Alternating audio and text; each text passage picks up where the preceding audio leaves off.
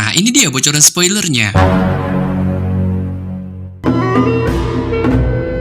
Setelah Pangan menolak memberitahukan mengenai sosok Hong Yi kepada Pang Xiaoling, sebelum pada akhirnya keduanya pun segera memasuki ke dalam wilayah kompetisi daftar Sanhe. Sesampainya Pangan di TKP kompetisi, ia pun memutuskan untuk duduk di tempat yang sudah disediakan, sembari pandangannya mengamati sekitaran wilayah TKP arena kompetisi. Saat kali ini bisa melihat di tengah-tengah halaman arena ada sebuah huruf karakter emas besar yang merupakan peringkat daftar Sanhe sebelumnya. Dengan kali ini ada 10 nama yang tercantum di dalamnya, yang mana pada saat ini Pangan pun bisa melihat nanti yang ternyata berada di peringkat ketiga, sedangkan peringkat pertama secara mengejutkan ditempati oleh seorang murid wanita bertanduk bernama Long Xuan yang merupakan murid dalam kepercayaan dari senior Jialan, sehingga buat Pangan pun yang merasa heran spontan bertanya-tanya mengenai si murid wanita itu yang apakah memang benar berada di peringkat pertama kompetisi daftar Sanhe. Memikirkan hal ini, Pangan pun memilih untuk mengabaikannya dengan kemudian tatapan yang melihat ke bagian bawah TKP arena daftar Sanhe saat dia bisa melihat di kursi besar yang berderet di sana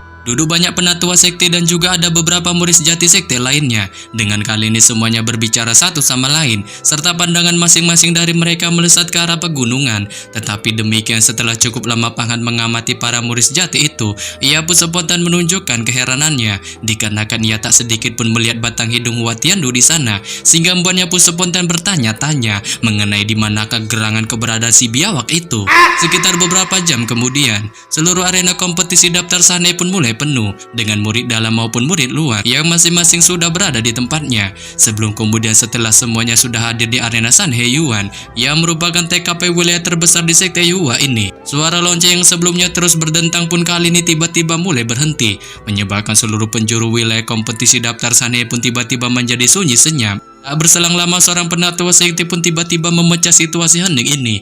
Dengan segera ia berdiri dari kursinya, melesatkan tatapannya ke arah semua murid yang hadir di arena kompetisi, sebelum kemudian mengumumkan mengenai rules kompetisi daftar Sanhe ini, yang mana di dalam pertandingan para murid harus menunjukkan seluruh kemampuan sebenarnya mereka miliki tanpa bertindak curang atau bahkan berniat menghabisi sesama murid sekte selama buah kuanta berlangsung. Sekte juga akan memberikan sebuah hadiah kepada para murid yang berhasil menempati peringkat 10 besar dalam kompetisi ini dengan selama mereka memiliki tekad, mental, ketekunan luar binasa selama kompetisi. Ia pun berhak mendapatkan hadiah yang dijanjikan sekte. Oleh sebab itu si penatua itu pun mengingatkan sekali lagi kepada semua murid untuk bersungguh-sungguh dalam mengikuti kompetisi daftar Sanhe, sebab kompetisi ini merupakan ajang pembuktian untuk menunjukkan kemampuan di dalam jati diri mereka. Sebelum pada akhirnya setelah mengingatkan hal ini, si penatua itu pun tanpa basa-basi segera memulai kompetisi daftar Sanhe. Bersama setelah dimulainya kompetisi daftar Sanhe, salah seorang penatua lain pun segera mengumumkan pertandingan pembuka dalam kompetisi ini. Saat itu pun secara mengejutkan mempertemukan antara Pangan melawan seorang murid dalam sekte bernama Yin Zihai.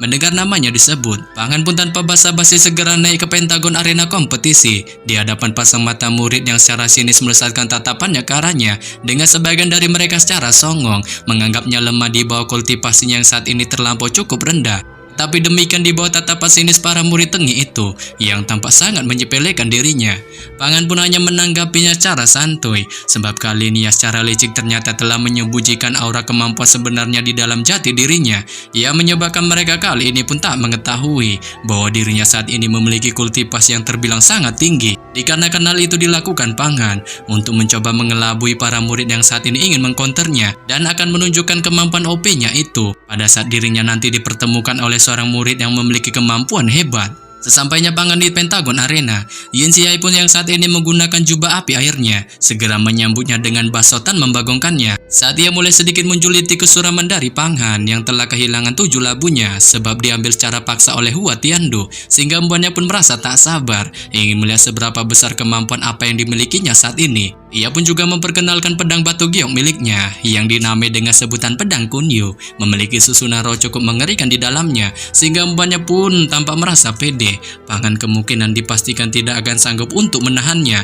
Dengan setelah kepedean tingkat tinggi ini ditunjukkan Yin Zihai, tanpa menunggu Pangan bereaksi, ia pun tiba-tiba memunculkan asap tebal dari dalam tubuhnya yang tanpa basa-basi langsung menutupi sekujur tubuhnya, sehingga membuat batang hidungnya pun kali ini tak terlihat lagi, menyebabkan Pangan pun yang melihatnya spontan terkejut terheran-heran saat ia mengetahui kemampuan yang dimunculkan Yin Zihai itu merupakan kemampuan roh kabut, memungkinkan seorang praktisi yang menggunakannya akan menyembunyikan sosoknya di dalamnya. Dengan kali ini karakter tersembunyi yang diluncurkan oleh Yin Zihai ini sebenarnya menyembunyikan pedang terbang Kunyunya sendiri. Namun ketika Pangan masih terus mengamati kemampuan roh kabut yang dimunculkan Yin Zihai di dalam kabut tebal, angin emas yang tak terlihat pun perlahan menyelimutinya, sehingga menyebabkan roh kabut tebal pun menjadi semakin kuat.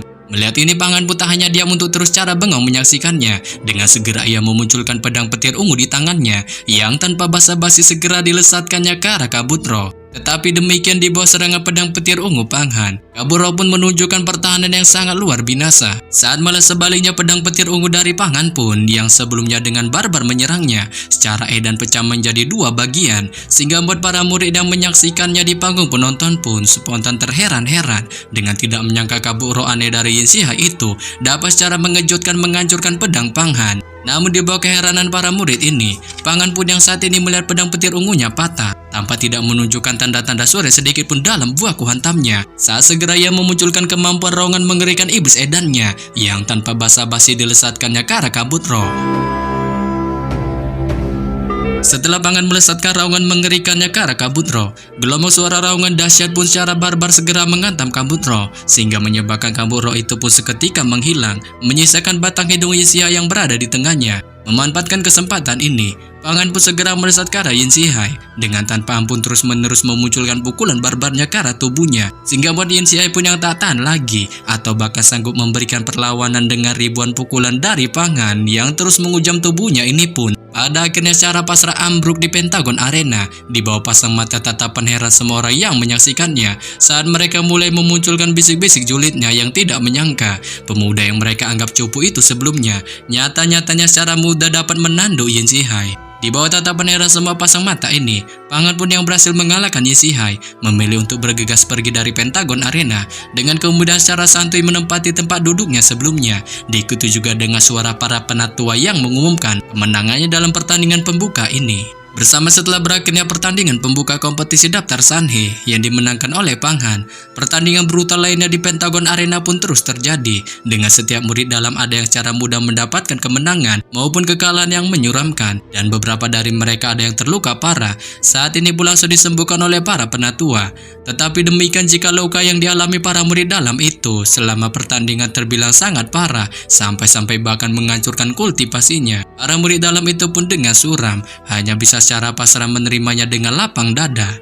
Sementara itu di pertandingan selanjutnya, ia nantian pun kali ini berhadapan dengan seorang murid dalam sekte lainnya. Tetapi demikian ketika buah kuantum antar keduanya akan dimulai, si murid sekte itu pun secara membagongkan mengambil inisiatif suren dalam pertandingan ini dengan tubuhnya bergegas pergi meninggalkan panggung arena, sehingga menyebabkan nantian pun kali ini secara santuy tak mengotori tangannya sedikit pun untuk bertarung.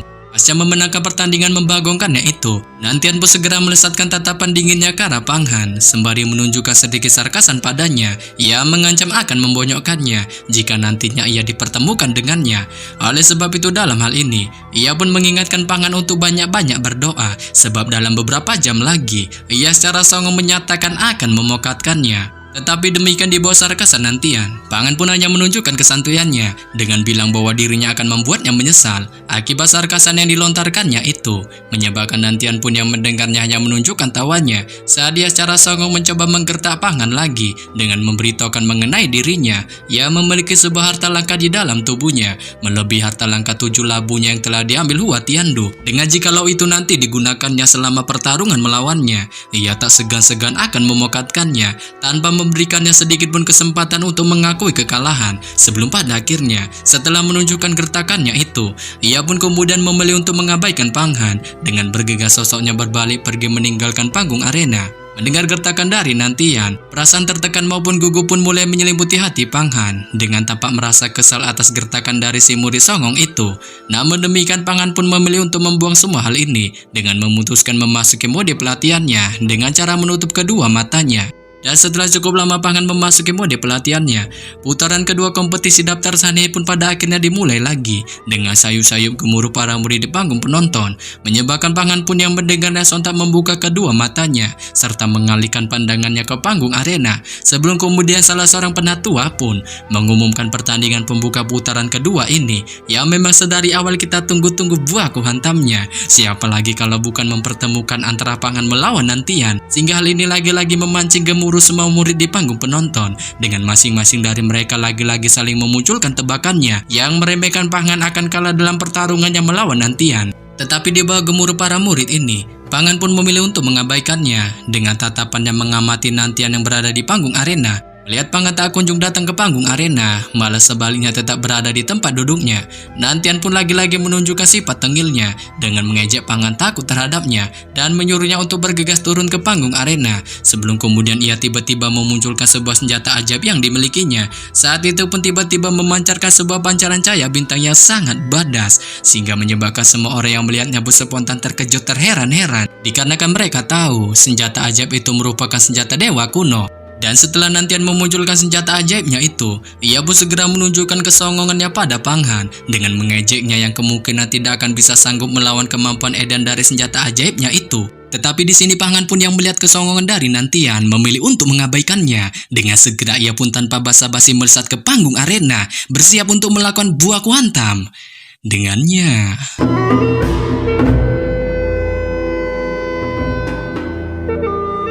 Yap. Sampai di sini saja saya menyampaikan bocoran spoiler Immortality Season 3 episode 7 yang baru tayang Jumat ini. Akhir kata saya ucapkan bye-bye.